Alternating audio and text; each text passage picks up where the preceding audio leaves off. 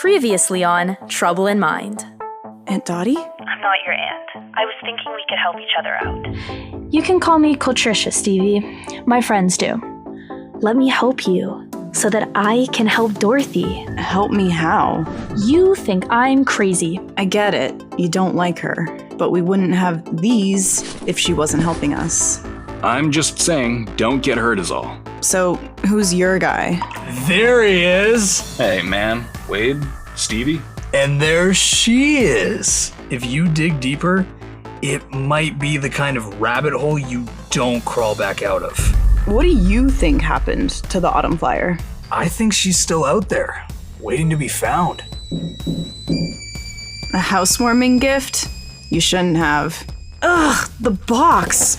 It's dripping all over my counter and the floor. Please tell me you don't own a cat. It's not a cat. It's a white rabbit. The ears, Hanson. Wasn't looking at the ears. What the fuck is going on?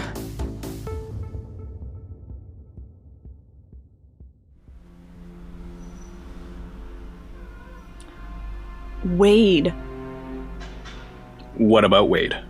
That thing he said. About rabbit holes? It's a pretty common figure of speech, Stevie.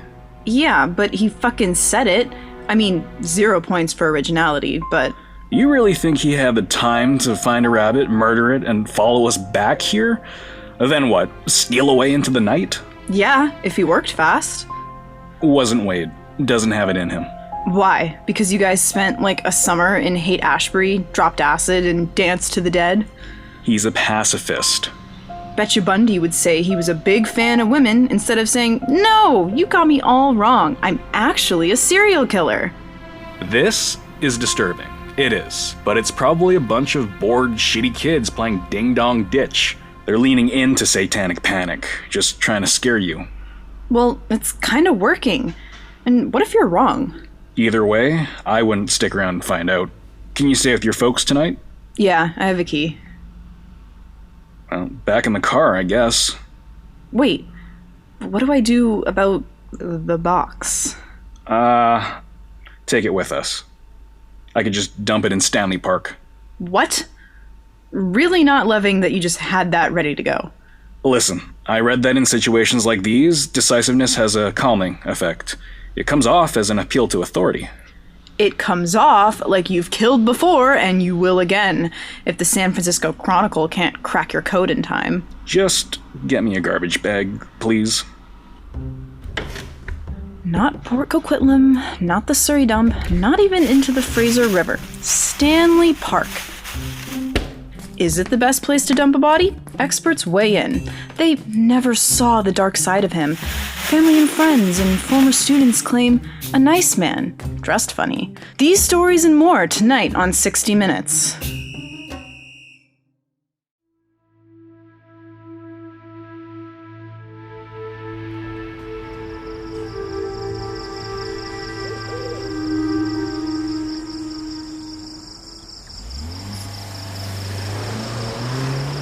Later, Hanson.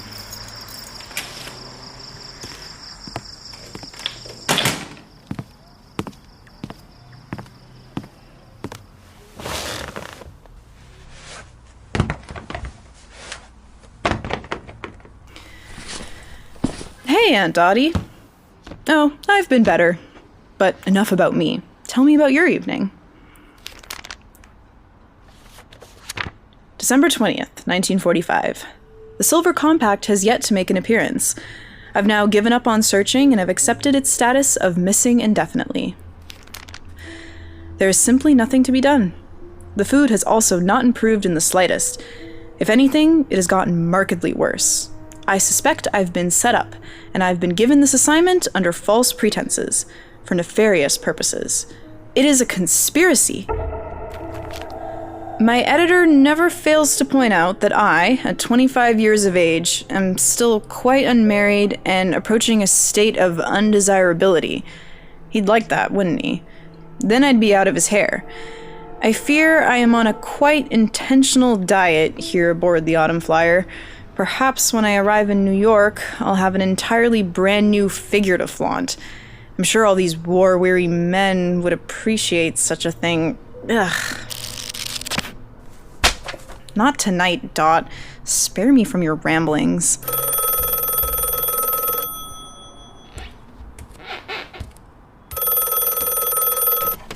Hello?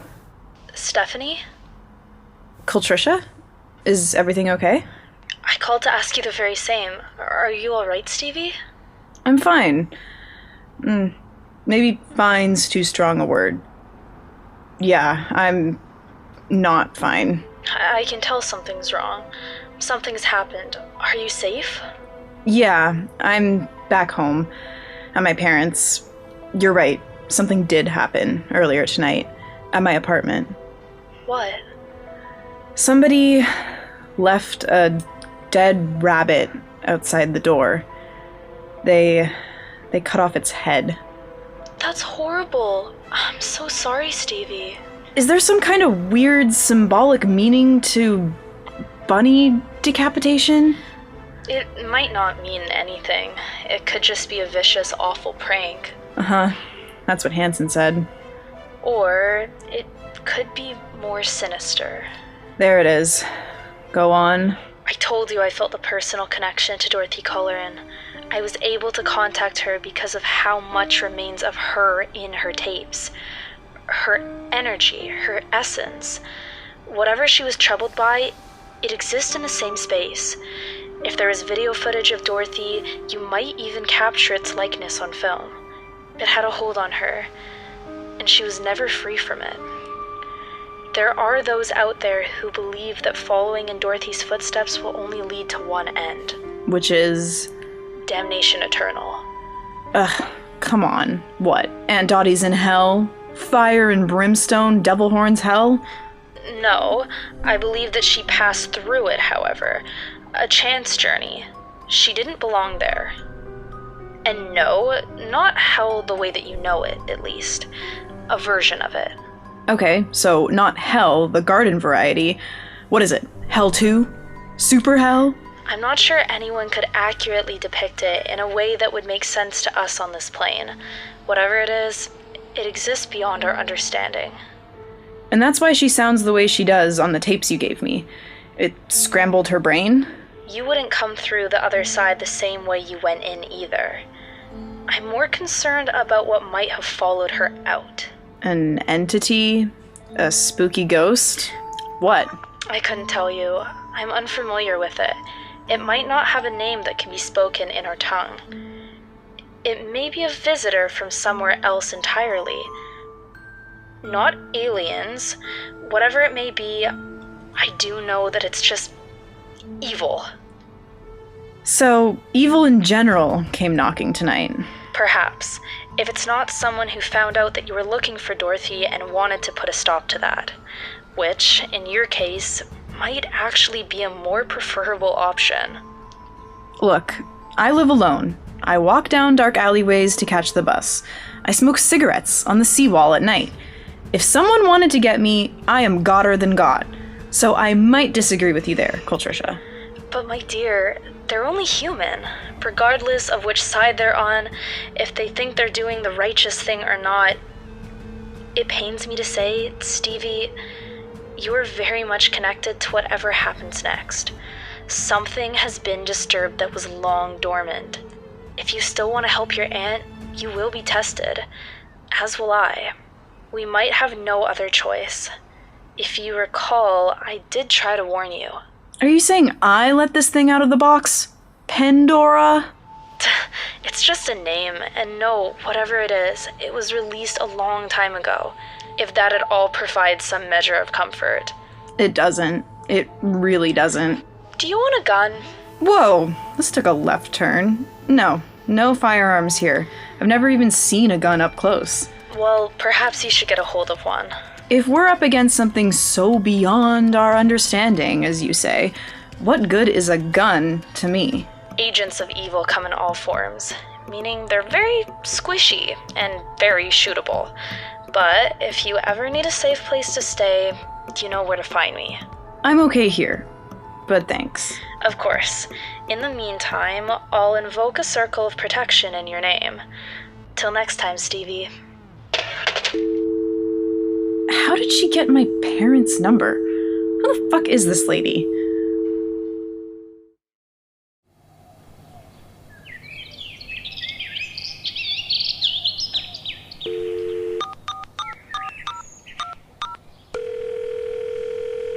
Hello? Hey, it's me. So, my mother wants to know why strange men are calling the house asking for me. Yeah, that was something. I don't ever want to have a conversation like that again in my life. Well, what do you want? I'm calling. Pervert. I'm calling because Wade's over here right now. He says something happened to him last night. Do you remember what time it was we heard that knock on your door? Around 8, I think? Sounds about right. Well, Wade said he got a knock on his door, too. Last night, at around 8 o'clock. Did he answer it? Someone slipped something through his mail slot. It was a postcard. Oh, God. Is he gonna be okay? All right, Stevie. What kind of postcard was it? I'm looking at it now. It's a photo of a mountain road, a black and white photo, from the 50s, maybe. There's a Tri-5 ripping past a sign, and, the sign says, "You're getting into trouble." Another warning? Tell her that's Trouble, West Virginia. It's a town in the Appalachian Mountains. Oh. That's clever. I like that. The town's called Trouble, Stevie. Haha. Hilarious. But both of us hearing a knock at the same time, this can't be a coincidence, right? Did you tell him about the rabbit? Yeah. He said that's pretty fucked up. And that he didn't do it. The bunny rabbit? Yeah. No bueno. Well, whoever did, it required planning and coordination. Like, this is the dictionary definition of conspiracy. Yeah, you got him. Maybe the government's wise to you, Stevie. Not their M.O. If they really wanted to do it, they'd just... Hang on, Stevie. What was that, Wade? I said if the government of the United States of America wanted us gone, Stevie's apartment would be a crater. They would wipe us off the face of the earth. How, Wade? How could they possibly get away with that? Ronald's space lasers? No, it's not science fiction. Radio-controlled guided missiles released from unmanned stealth planes. But they got more important things to do than mess around like this. Yes, things like destabilizing foreign governments, profiting off the war on drugs. They're the official department of messing around. I mean horsehead in your bed stuff. They wouldn't knock first is all I'm saying. Right, but I'm saying... Oh, my God. Oh, I think I hear my mom calling. I will be hanging up now. Wait a second. Give it, Hanson. Ow. Jeez. Wait, Stevie, are you still there? Yeah, Wade. Still here. On the back of the postcard, I found a written address, different from the return address. No sender. According to the Thomas Guide, the zip code belongs to a small town in Washington State. Well, it's more like a village. It's called Heritage Bluff, population 115. Do you recognize the name? No, but it's not too far from the town of Battle Horse, which I am familiar with. It's where the return address on the postcard happens to be situated. It's a P.O. box, but I know who it belongs to. Wow. Mystery solved, I guess. Are you going to call the cops, or should I? Listen. I may know the guy, but I haven't heard from him in over a year. He's gone radio silent. Moss. That's his name. Moss is a solitary guy. I'd write his P.O. box and he'd send me things back. He's referred to his place and his property in passing, called it his cabin a few times. Never gave me his real address, though. I figured he's the kind of guy who'd drive half an hour down the interstate just to throw anyone off the scent, you know? The last time I spoke to him, he said he was going on a trip by himself. He was deep into the story of the Autumn Flyer, Stevie. As a matter of fact, those tapes of Dorothy Colleran at Riverbend that I gave you, the psych ward ones, they're a copy of his. He mailed them to me a while back.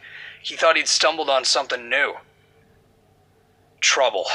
All he said was he had to go to Trouble, West Virginia. Whoa. You think that's where the Autumn Flyer might be? Her final resting place? It's worth looking into at the very least. Great. So, how do we get to trouble? Hold your horses, Missy. That's tomorrow's problem. I'm hoping Moss can tell me more about it himself, in person. Because more than I want to know about a friggin' train, I want to know that he's okay.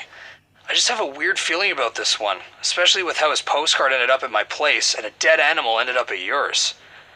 So I'm gonna head down to Heritage Bluff and see what's there at the address. I'm gone within the hour. Been packed since last night and old Joni's got a full tank of gas in her. If I find Moss, do you have any questions you want me to ask him? Yeah, you bet. Got room in the car for one more? That was a question for you, Wade, not for your pal. If you ask him that, it wouldn't make any sense. I'm coming with.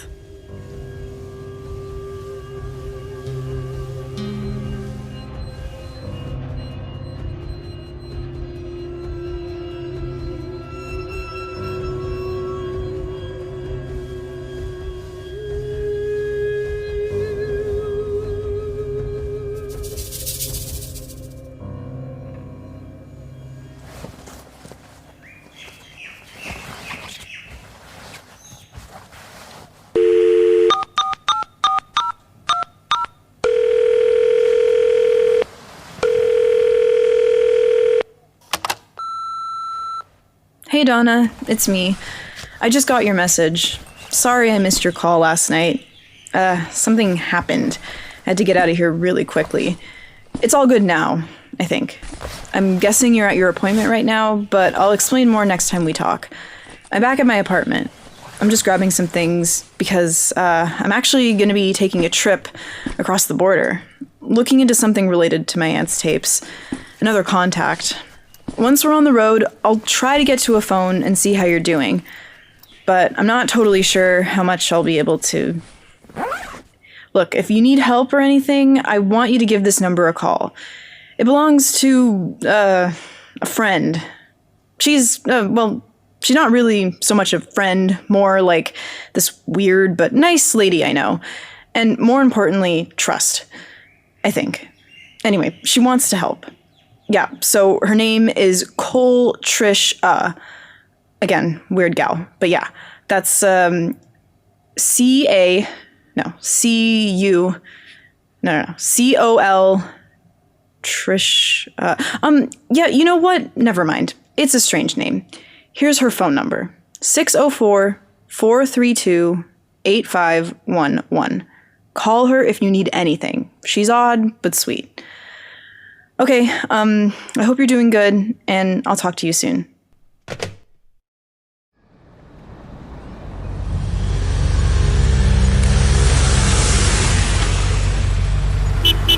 Graveyard girl! Hey, Wade. Neat van. Compliments keep old Joni purring. We took this baby to... Altamont. Yeah, how'd you know? Just a guess. Is that Hanson at the wheel? Dude, don't you have a class to teach? I'm on assignment. Oh yeah? What's the article about? Hysteria. Collective descent into madness. Okay. The power of suggestion. And the errands of fools. Yeah, blah, blah, blah. You were always gonna go, weren't you? Wade asked me to. That's another one I owe you. Who's counting? I mean it. A lifetime over. Relax, Chewie. Aw, despite your gruff exterior, you're nothing but a big old teddy bear, Hanson. Stevie, I swear. What, you're gonna take me to Stanley Park, too? I'm gonna sew your mouth shut one of these days. Hanson helped me move out here in the first place. I was a dumbass kid. Had barely left the county I was born in, let alone a whole nother country. What? You're American? Oh yeah, from the Bay Area. Hanson finished up his degree at Berkeley, but he drove back up once a month to see how I was getting on. Got me a job at the Cobalt, and he had some friends who let me couch surf for about a year, till I learned how to crawl on my own out here. Can't believe I'm heading back to the States. Been gone since 70. Careful who you tell that piece of trivia to. We show up in a van like this, some asshole might mistake you for a giraffe dodger. Oh. Shit. Sorry, Wade. Don't apologize, because there's nothing to be ashamed of. You said that then, too. I guess that makes me clairfucking-voyant. Come on, huh? Whole world knew before you guys did. All you got was vindicated ever since. Yeah, something like that. Sure kept me feeling warm and fuzzy at night, knowing some poor inner city kid got sent in my place. Wade. Again, not your fault, Hanson. You were looking out for me. Had a suspicion you checking in on me as often as you did was your way of making sure I didn't get cold feet and bolt one day. Turn myself in. Just being neighborly was all. No. You have my gratitude undying, but no. Guilt's a hell of a thing. Now, they said it was shameful to bounce, but they got little to be proud of, whatever they say they got done over there. My cousin got spit on when he came home. Not saying that's right, but I can't honestly say he didn't deserve it either. I just don't know. Whatever he did, he's not telling. Not even really speaking much these days. Can't hold down a job. He did his part, and look where that got him. Man's lucky he's got a sister and my aunt to help keep him off the streets. Man, I grew up with that guy. I get it, man. Are you really sure you want to go, Wade? Yeah, I do. It won't be an issue. As far as I know, Carter kept his election promise. You're in the clear, however you feel about it. It was a presidential pardon. Blanket pardon. Still means you were guilty of a crime in the very first place. Figured I'd just stay out, on principle. But now it's time. Moss is worth it. He's a friend. Hard to come by those these days. Yeah.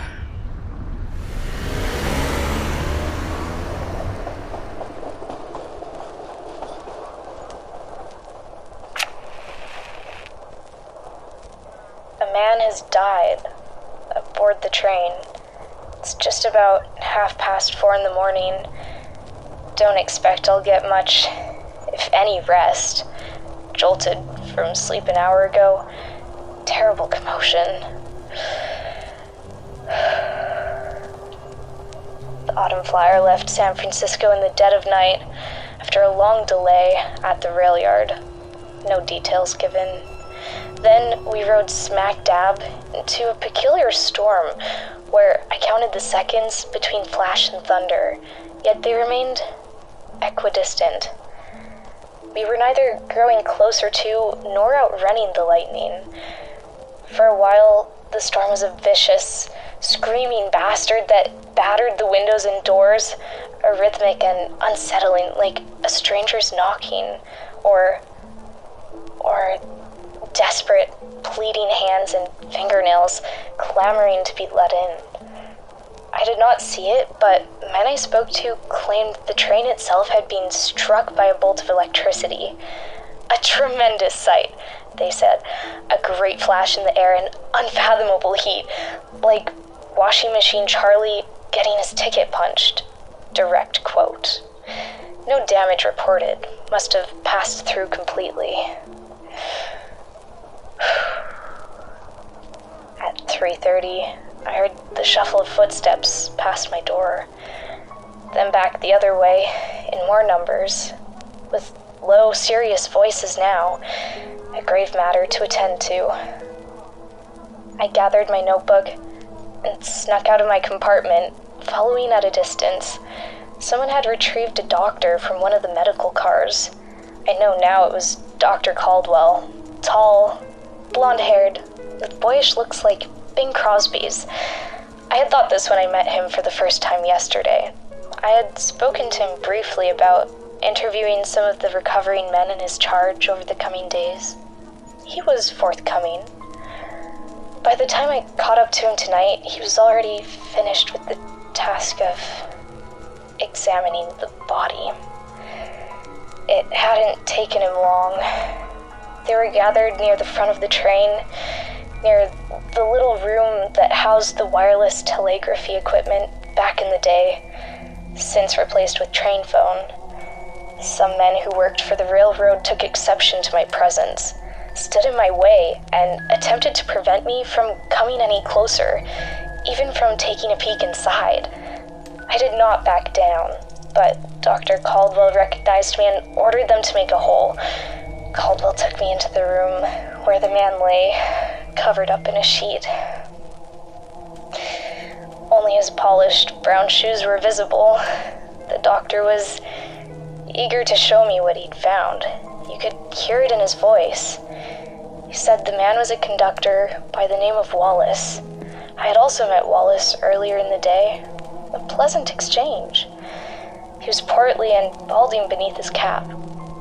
Caldwell was told Wallace had been manning his post during the storm, ear fixed to the phone all evening. The awful weather likely playing havoc with the electromagnetic induction. But the man reported hearing something odd on the other end. An unearthly sound. And then it was like he'd fallen under a sort of trance. He locked the door to the room, and it wasn't until around 3 o'clock somebody found him. But Dr. Caldwell was less concerned about why, only how. For my benefit, he lowered the sheet covering Wallace's face, just a smidge, and I needed a moment to compose myself.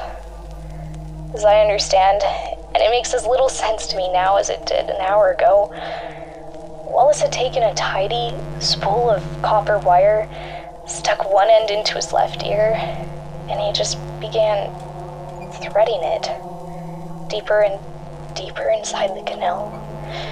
I could see blood on the collar of his shirt and beneath his nostrils. It was on the tips of his fingers, too, and on the edge of the desk he'd been gripping. Caldwell said he was trying to make it all the way clear to the other side. Made it further than you'd think. Caldwell even lifted the man's left eyelid to show me a cloudy, gray pupil beset by the surrounding red-tinged white. A haunting thing. He'd gone half-blind before becoming unable to go any further. I've never seen a more ghastly thing in my life. Even as I try and close my eyes, it appears before me, as if poor Mr. Wallace himself was propped up and sitting in the darkened corner of my compartment, one pale, unseen eye always upon me. Before I said goodnight to him, Dr. Caldwell wiped a hand on his pants, stuck a cigarette between his lips, and offered me one.